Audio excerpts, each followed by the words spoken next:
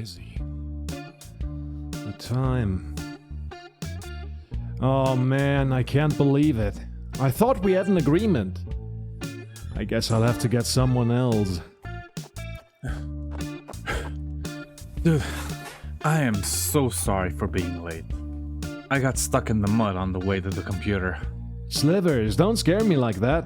I thought I was going to have to do this alone. Again. Yeah, well, here I am. Man, your channel is really getting in shape. Thank you. I've had quite a bit of help. Well, when someone has as much potential as you, then you deserve the help. So yeah, it's very nice in here, very clean. Are we ready to give this a go? Absolutely. Are you ready? Let's do it. Alright, here goes nothing. Welcome back, people of the barrier. We came quite a long way, and last time we arrived in the dungeons below the old camp. Today we are digging deeper, and we can make out the familiar yet dangerous tunnels of the free mine. Have a seat, get some drinks or snacks, for we are about to venture into the lightless depths of the iceberg. And without any further delay, let's get into it.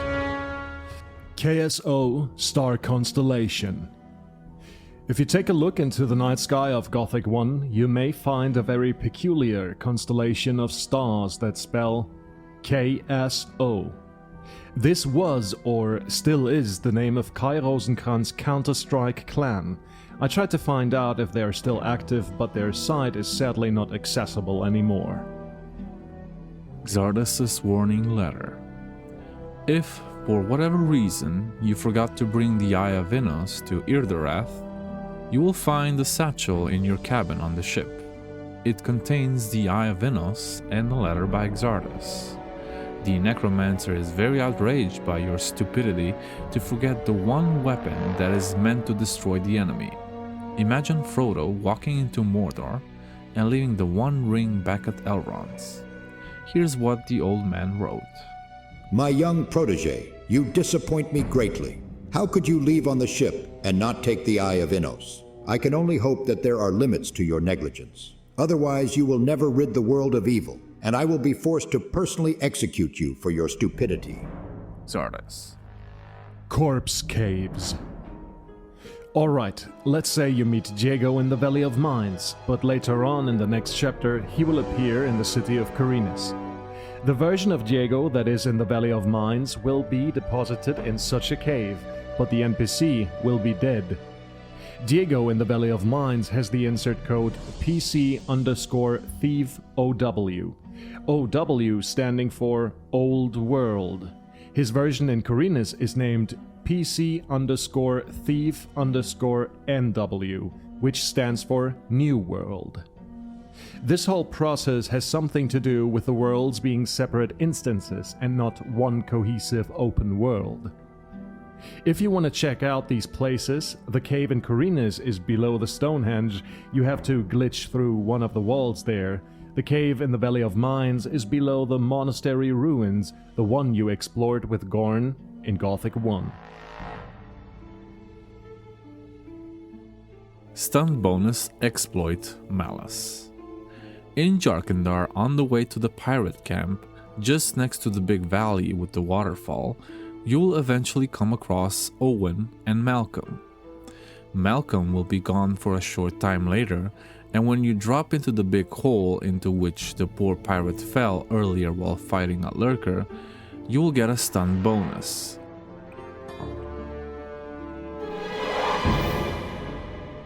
A little hint at games like GTA, which gave you these kind of bonuses when you did cool tricks with your car, like driving over a ramp and flying over 3 blocks.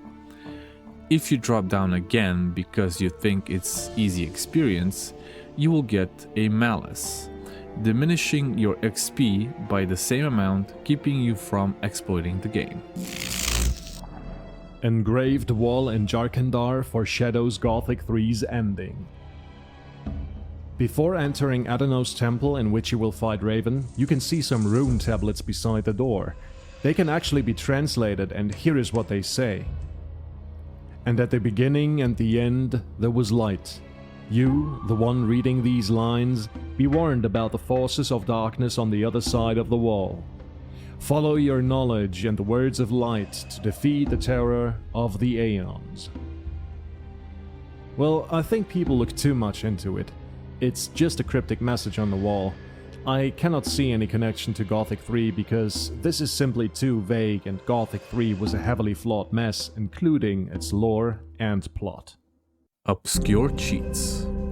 There are a few cheats that are strange. Open your character UI and type in Garfield, and everyone becomes fat. Type in Gromit, and they become very flat. Shrike makes them almost look skeletal in appearance. There are other cheats like Slurks that make everything play out in slow motion, or South Park making everything double time.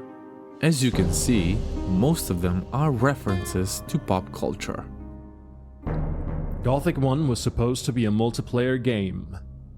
True, if I recall correctly, there were screenshots depicting this on the original game box.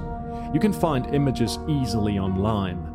The 4 friends of the Nameless One were once meant to be chosen by different players. This is why they are D&D, Dungeons & Dragons, archetypes. You've got the Thief or Archer, the Magician, the Fighter, and the Psionic. Another indicator for this are the insert codes for each character. PC_Psionic is Lester, PC Fighter is Gorn, PC Mage is Milton, and PC Thief is Diego. PC stands for Player Character, and it is a remnant from exactly that time in development when those were meant to be chosen by players. Receiving the heavy guard armor. Yes, that is not happening in the final version of Gothic 1 to the detriment of many old camp fans, at least not on the usual way. If you take control of someone wearing the heavy guard armor by using the spell Control and then loot any dead body, you can then select the heavy guard armor from your inventory, drop it on the ground, and then pick it up once you're back inside the Nameless Hero. I tried this myself, however it didn't work since I couldn't open the inventory of the possessed NPC. This might have been patched, but I am not quite sure. Here's a video by Andres Nexus who shows you how it is done.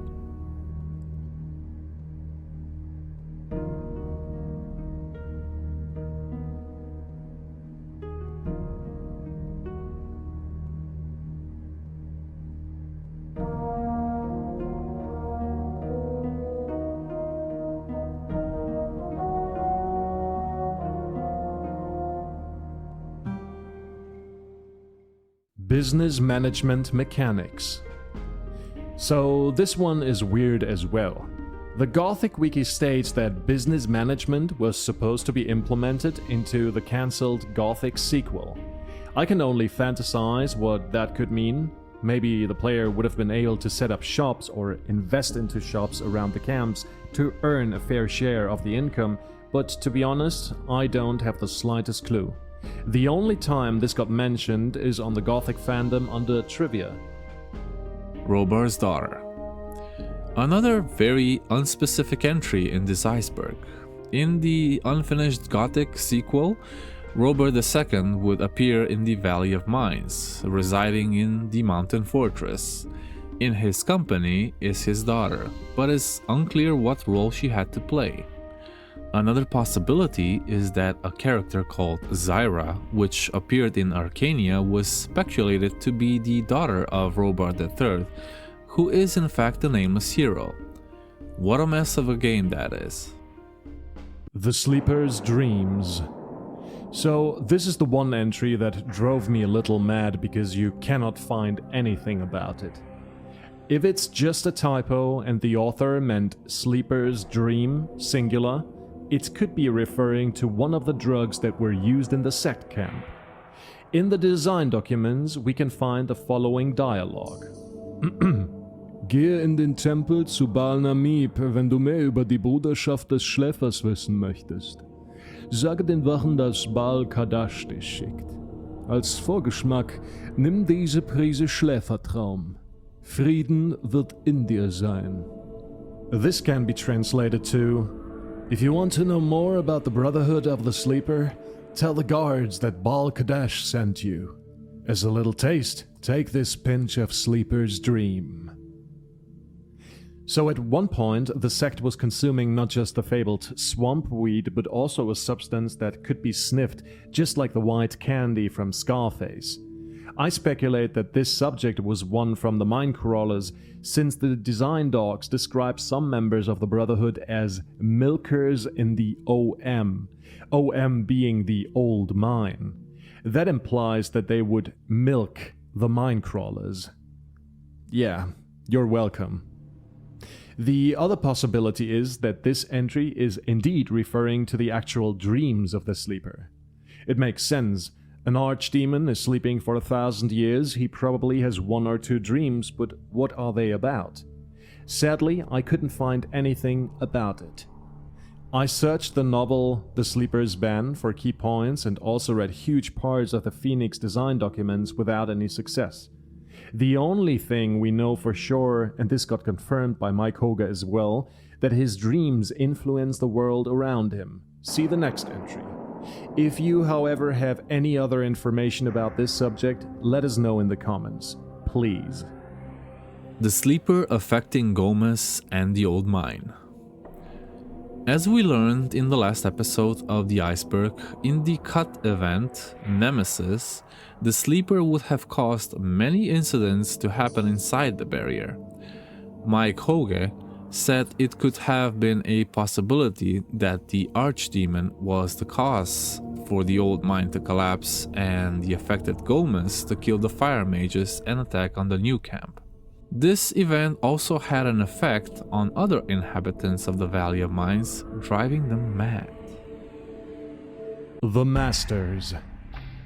This was also an early idea. It was a secret thieves guild that was managed by the 4 friends and operated in all camps. It was planned that they would hold secret meetings in random places. One remnant of that idea is that Diego, between 3 and 4 AM, will be present in the ruined watchtower of the old camp. That happened in my recent playthrough of Gothic 1 Classic, and I was quite amazed. Iberian's Potion. There's an item in the game that you can cheat via the console. The command is insert_health water. This item is called Potion for Iberian. Mike Hoge can't remember what the potion was, but Iberian's death wasn't planned initially. This potion might have healed him. 7 Archdemons. During the Phoenix phase of Gothic's development, the demons were way more significant. They came from a separate dimension, a demon world, if you will. While concepts of lesser demons and demon lords made it ultimately into the game, some ended up on the cutting floor. The Sleeper was described as a demigod in said demon world, but other powerful archdemons would exist as well. 7 archdemons would reign over this dimension, but in the end only the Sleeper remained in the final version of the game. If you like to find out more about this topic, please check out Sliverz's video about this topic. Ogrond. This is the file name of the idol that is commonly found in the huts of the sect camp. One could speculate that this was also an early name of the Sleeper. Blood Ore. The Blood Ore can be found in the Sleeper Temple. It was somehow connected to the Sleeper or the demons in general. Some speculate that orcish weapons are made from this material. The cancelled sequel had people mining this ore in the mine shafts under the Fog Tower. The red ore was also used in the sequel for an enigmatic ritual initiated by fire mages, which went horribly wrong. Undead Dragon wasn't supposed to be the final boss. Apparently, Irdereth wasn't really supposed to be the last dungeon, but in the end they decided for it anyway. The Undead Dragon was supposed to be in the old Valley of Mines under the Stonehenge, surrounded by undead minions. It is, however, not known who the final boss was supposed to be. How the orcs were able to conquer Jarkandar. It is known that there are multiple routes to this region. One way leads over the mountains, one underground via the tunnel of the water mages, and it is possible to sail there by ship, even though the sea route is very perilous. Since I doubt that they went through the portal, I could see them having arrived in their galleys or taking the path through the mountain ranges of northern Khorinis. Multiple Minecrawler Queens. One was supposed to be in the abandoned mine. In Vertigo's video about cut locations from Gothic 1, you can see that both mines have the same nest structure, which strongly hints at the possibility that multiple queens were planned. You can also find Minecrawler eggs at Silvestro's mine in Gothic 2, which hint at another queen that survived in the Valley of Mines. There's also this early screenshot that shows the queen in an unknown environment. Sleeper's Ban. This is a novel written by Alex Wittmann before Gothic was released. He got some basic information about the game and the lore and wrote 193 pages. You can find a German version on the gothicarchive.org and an English version that is still work in progress. This novel, however, is by no means canonical. Half-orcs. This breed was meant to exist in the early design documents. They were meant to live in a forest north of the Brotherhood. Later on, they were moved to the Free Camp. Another scrapped idea from the early days until they decided to discard that idea completely. Orcs and humans used to coexist peacefully. This is also true, but then a schism between both races was created. The orcs were shunned and forced to live underground. However, this too isn't part of the canon anymore. Female orcs. Since orcs are mammals, I guess they don't just have daddies, but also mamas. But some games struggle to create females for ugly races. World of Warcraft is also suffering from a lack of female representation when it comes to beastie races. The question remains, where are the female orcs, or is their offspring created from mud, like in Lord of the Rings? How Xardas is alive in Arcania. So, apparently he returned some years after the hero to set things straight in Arcania, but how he survived, I don't know, since I thought the old man is somewhat immortal. Maybe someone who actually played Arcania can give us some information about this entry. Baal Lucor before Chapter 3. Baal Lucor is the guru that leads the expedition into the Orc Cemetery, but he is strangely missing in the first chapters. Some modifications fixed this gap in the lore and put him in the sect camp before his departure in Chapter 2. In Extremo in Gothic 2. It might have been an early idea to put the band into Khorinis, but they are missing in the final version. You can, however, spawn them with cheat codes, and some modifications let them perform next to the marketplace. However, if we take a closer look at the insert codes for the band members, it becomes clear that they were meant to play in Jarkandar in the pirate camp. Who is the god of the monks in the Valley of Mines? Well, Vertigo speculated about this topic in a video he made, and there is no canonical answer to this question. However, if we piece together some evidence and lore from Gothic 3, it might become clear that they were some sort of druids answering their call to Adanos. Ancients of Varant were from Jarkandar.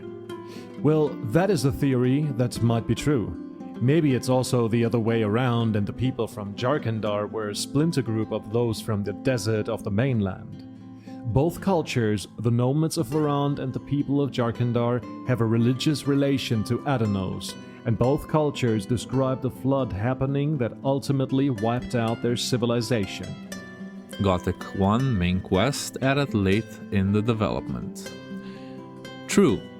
This was confirmed by Mike Hoge in an interview. The developers had quite a lot of ideas for the game which ultimately got scrapped, and when the release came closer, they had to cut a ton of stuff and implement a plot for the final game. Unfortunately, many details and story arcs weren't finished due to time constraints. But one of the points that I was going to make is the game was developed in 3 years and 4 months. And the main part of the story, about 80% of the game, literally, not the technical programming, that was ongoing, the engine development and all that. But the content of the game was done, 80% was done in the last 4 months, actually. Gothic 2 reuses Gothic sequel assets. Well, we already talked a bit about this. The Demon Hunter armor is a prototype for the Dragon Hunter armor, and some enemies had their origin in the sequel as well. For example, the Grassland Scavenger we see in Jarkandar was meant to be a version of the normal Scavenger but corrupted by demonic influence. Same goes for the Black Troll and the Dragon Snappers. Temple Tree. The Swamp Camp's center was meant to have a massive carved out tree in which the gurus would meditate. Sadly, this one ended up in the cutting floor as well. Paladina. Yep. This was promotional material before the release of Gothic 2. I remember this very vividly. There were early plans to make Thora from the cancelled sequel of Paladina, but the team decided against this. Well, what can I say? Sex sells, and Piranha Bytes thought the same. So, what do you think? I think you've taken on quite a challenge. I'm glad you asked for help, you know. Do we have more of this stuff? Say no more, brother. 2 more entries and we reach the end of this damn thing. Oh, can't wait for the next one then. We'll see about that. With the last 2 entries we're going so deep, we might have to prepare to exorcise the demons in the Temple of the Sleeper. Then you shall feel the power of the master. You cannot elude it. What? Thank you guys for watching. Thank you Sliverz for lending me a hand. I hope you guys had some good fun and got educated just a tiny bit about some obscure facts about Gothic. If you want to see more content, please like, subscribe and comment. It really helps the channel. With that said, we wish you a good one and awaken.